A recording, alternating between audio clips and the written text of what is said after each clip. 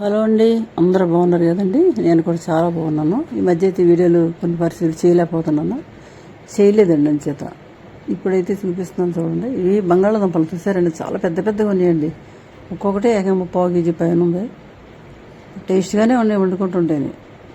మరి మీరు తిన్నారో లేదో తెలియదు కానీ పెద్ద పెద్ద బంగాళాదుంపలు కొంచెం ఆశ్చర్యంగా అనిపించింది, చాలా పెద్దగా ఉన్నాయి. ఇవి ఆనపకాయలండి. ఈ చుక్కతో నల్లగా ఉన్న ఆనపకాయలు చాలా రుచిగా ఉంటాయండి. ఇది తెల్ల ఆనపకాయ, సొంతంగా పాదని కాసింది డాబా మీద, చిన్న సైజు అనమాట. దానికి కాయ అంతే. ఇవి కూడా చాలా టేస్టీగా ఉంటాయండి. ఆనపకాయల రకాలు చెప్తాను నేను. అలాగే సొరకాయ కూడా మీకు తెలుసు కదండి, గుండ్రంగా ఉన్న కాయలు. అలాగే పొడవుగా ఉన్నట్టు సొరకాయలు అంటారు. ఇవి బత్తాకాయలండి, మా దొడ్లోనే కాసినవి కూడా. ఇది అంజూరము. ఇవి చూడండి, స్వీట్ లెమన్ అండి. ఇవి చెట్టుని కాసినవి. ఇది కూడా బత్తాయి, రకం బత్తాయి. ఇవి చూడండి సపోటాలండి. అంటే మా ఇంటిలో ఉన్నటువంటి ఫ్రూట్స్ అన్ని కొన్ని సరదాగా పెట్టాను అనమాట. మీరు కూడా చూస్తారు. మీకు అందరూ తెలుసు, మా వీడియోలు చూసిన అందరూ తెలుసండి. ద్రాక్షలు ఎక్కువ ఉంటాయని. ప్రస్తుతానికి ద్రాక్ష పందిరి పడిపోయింది, అది ఇప్పుడు చిగురేస్తూ ఉంది.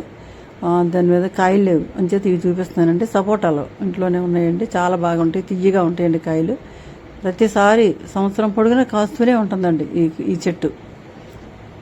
ఇవన్నీ సపోటాలండి, చూసారండి. ఇవి చాలా బాగున్నాయండి కాయలు.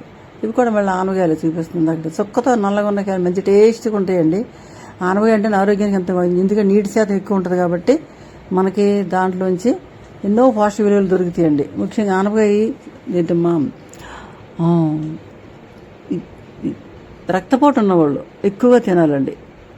అంటే బీపీ ఎక్కువ ఉన్నవాళ్ళు ఆనపకాయ ఎంత తింటే అంత మంచిది. రక్తపోటు అధికంగా ఉన్నవాళ్ళు ఈ ఆనపకాయ తినడం వల్ల చాలా వరకు కంట్రోల్ అవుతుందండి. ఆనపకాయ పప్పులనేంటి అన్ని కూరల్లో వేసుకోవచ్చు, మటన్లోను, ఇంకా ఎండు చేపల్లో, రొయ్యల్లో, ప్రతి దాంట్లో టేస్ట్ ఉంటాయండి. పులుసు, దప్పడం, ఇంకా ఎన్నో రకరకాలుగా వండుకోవచ్చు ఆనపకాయలు. ఏ రకంగా వండుకున్నా వాటిలో ఉన్న పోషకం.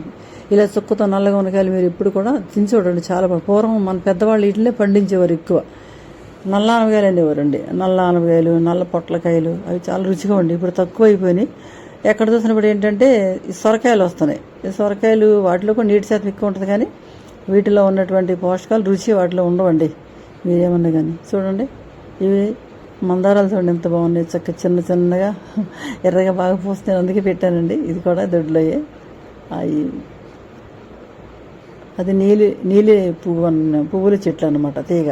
దాంట్లో మందార చెట్టు ఉంది, చక్కగా పోస్తున్నాయండి. ఇవన్నీ మన ఇంట్లో సొంతంగా ఉన్నాయంటే మన సంతోషమే కదండి. చూడండి, ఇవి నిమ్మకాయలండి. ఇప్పుడు పచ్చడి టైం వచ్చింది కదా, అంచేత నిమ్మకాయలు తీసుకున్నామండి. కడిగి శుభ్రపరుద్దామని, పచ్చడి పెడదామని. పచ్చడి కూడా పెట్టిన వీడియో కూడా ఉంది, పెడతానండి.